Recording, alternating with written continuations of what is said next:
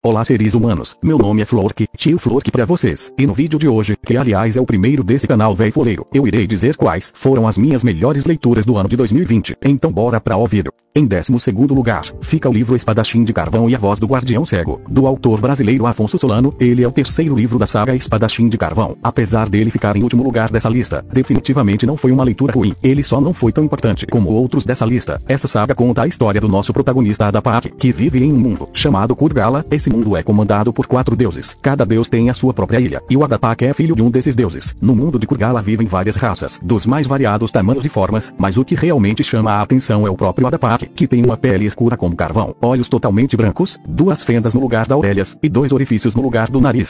Mas que porra é essa? Essa saga atualmente tem 3 livros e um quadrinho. O primeiro livro apresenta a história do Adapak e também o universo de Kurgala. O segundo livro conta muito sobre o passado de um personagem chamado Puzur, que é bastante mencionado em todos os livros. E o terceiro é muito focado na religião de Kurgala, principalmente porque o Adapak é confundido com um profeta chamado Salmo Saruma. E o quadrinho conta a aventura de 2 personagens icônicos de Kurgala. Eu gostei bastante do fato de o livro 3 abordar essa parte mais religiosa da história, principalmente porque o Afonso Solano desenvolveu muito bem esse universo. Fora isso, o livro é recheado de ação, igual os 2 anteriores. Fora isso, ele também apresenta novos personagens, e como o Adapak foi confundido com um profeta, ele acabou ficando com 4 esposas. Mano, 4 esposas véi, e eu achando que o Uzui era malandro por ter 3 esposas gay. Eu sei que o Adapak não tem interesse nas esposas, ele só as aceita por obrigação, mas ainda assim é um fato um tanto questionável. Ô, deixa eu te falar, você come eu e uma amiga minha? Rapaz, não vai dar não, eu vou sair agora, vou pra oficina do bolo, vou comer bolo com meus colegas. Não dá pra mim não, chama outra pessoa. Bicho, vai te fuder, caralho, porra! Que oficina de bolo, rapaz? Quem é o homem que sai pra comer bolo, desgraça? Quem é homem que sai pra comer torta, comer bolo, porra? Tu é viado, miséria! Em 11º lugar, fica o livro Filho de Netuno. Ele é o segundo livro da série Heróis do Olimpo, que é a sequência de Percy Jackson. Esse livro é contado atrás da perspectiva de 3 personagens, Percy Jackson, Razel Lavesque e o Frank Zang. Bom, não dá pra falar muito de livro sem dar spoilers, até porque, como eu disse, ele é o segundo livro de uma saga de 5, mas em geral Percy perde a memória e vai parar em um acampamento de semideuses romanos, e lá ele conhece alguns personagens muito importantes para a história, principalmente a Pretora Reina, que é a mulher que manda no acampamento, só que aí começa a acontecer umas merdas, e como o Percy Jackson é grego, ele começa a ter uns problemas com os outros semideuses, pelo fato de que gregos e romanos não se dão muito bem, desde muito tempo. Mas o Percy, a Razel e o Frank partem em uma missão para recuperar uma estátua de águia para o acampamento romano. Aí depois o livro vai abrindo espaço para o desenvolvimento dos outros personagens, já que o Percy teve a sua própria história e basicamente todo mundo conhece ele.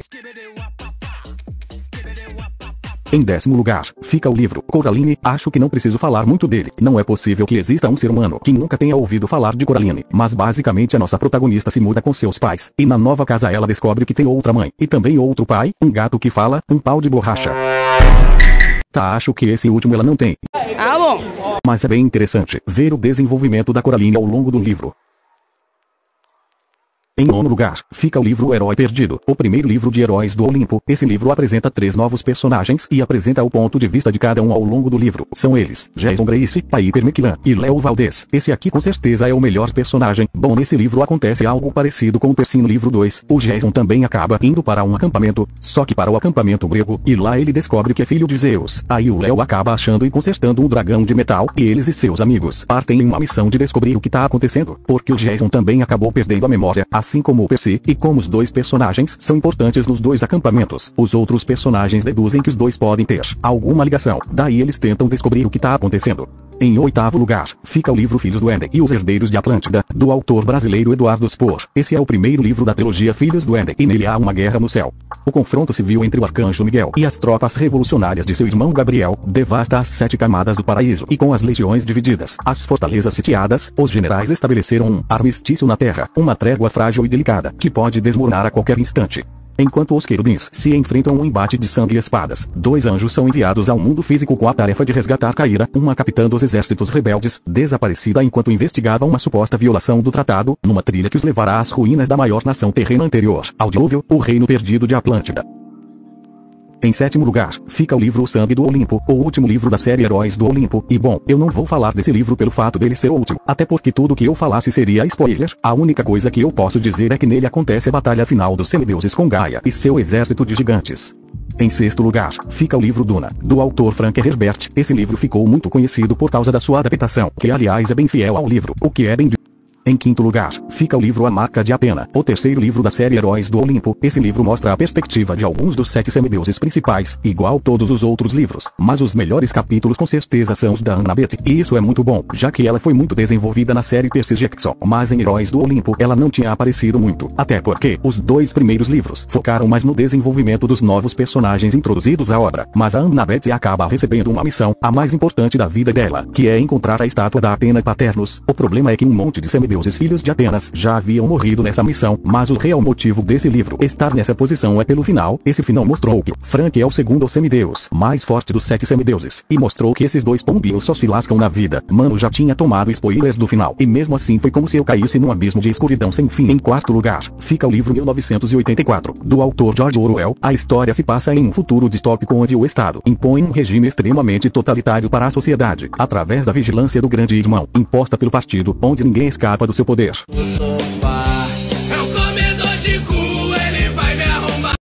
Assim, o local do romance, Oceania, é dominado pelo medo e pela repressão, pois quem pensava contra o regime era acusado de cometer um crime. No livro, Crime Ideia, ou Crime de Ideia, na tradução de Nova Língua, Idioma do Futuro. No romance, o personagem principal, que representa o contraponto ao regime, é Winston Smith. Logo ele começa a questionar o modo como age o Estado. Tá fudido, filho da puta, quando me pegar! Você tá fudido! Eu vou lhe pegar, filho de rapariga! 1984, denunciou as mazelas do totalitarismo e tornou-se um dos mais influentes romances do século XX. Só a menção ao título desencadeia uma avalanche de associações mentais: comunismo, polícia política, nazifascismo e entre outros. Em terceiro lugar, fica o livro A Casa de Hades, o penúltimo livro de Heróis do Olimpo, e nesse livro a Raziel está diante de uma encruzilhada. As forças de Gaia estão decididas a impedi-los de avançar e alcançar seu objetivo, que é chegar à Casa de Hades, nas Terras Antigas, para resgatar Percy e Annabeth e fechar definitivamente as portas da morte, impedindo os monstros de retornarem a um mundo mortal. Ela e o que restou da tripulação do Argo II sabem o que precisa ser feito, mas todos os caminhos parecem levar ao fracasso de sua missão. Entretanto, eles precisam se decidir e agir rápido, pois a sanguinária Mãe Terra escolheu o dia 1º de agosto para o seu despertar. Nesse momento da história, Annabeth e Percy não estão em condições de enfrentá-los em um combate. Apesar da enorme desvantagem, Raziel, Annabeth, Percy e os outros semideuses da profecia sabem que sua única opção é tentar o impossível. Quando os riscos são maiores do que nunca, é somente a amizade entre os semideuses gregos e romanos, aprendendo a trabalhar juntos, que poderá salvar não só os acampamentos, mas também o mundo. O próximo livro dessa lista não é livro, e sim um mangá, que é um mangá de Tokyo Revengers, do autor Koen Akui. Tokyo Revengers gira em torno de Takemichi Nagaki, um homem de 26 anos mal sucedido na vida em todos os âmbitos, desde o profissional a relações amorosas. Um certo dia, ao assistir o jornal na TV, Takemichi descobre que sua primeira namorada havia sido morta num incidente que envolvia as gangues de Tóquio. Aí ele é jogado nos trilhos de um metrô, e acaba voltando 12 anos no passado. Briga! Calma aí que eu acho que é a cremosa. Não é ela! Salve aí, garai. Partiu apanhar até o anoitecer? É o quê? E agora ele quer salvar a única namorada que ele já teve. Na moral, mano, tu devia era anotar os números da Mega Sena e voltar para o passado para ficar rico, e não para salvar uma mulher. Mulher não dá XP, mas aí o nosso protagonista acaba se envolvendo com uma gangue e tem que ir brigar com um bando de marginal sem pai. Na moral, onde estão os pais desses vagabundos? E como o Takemichi tá numa briga de gangue, ele decide dar várias cabeçadas na mão dos inimigos. No.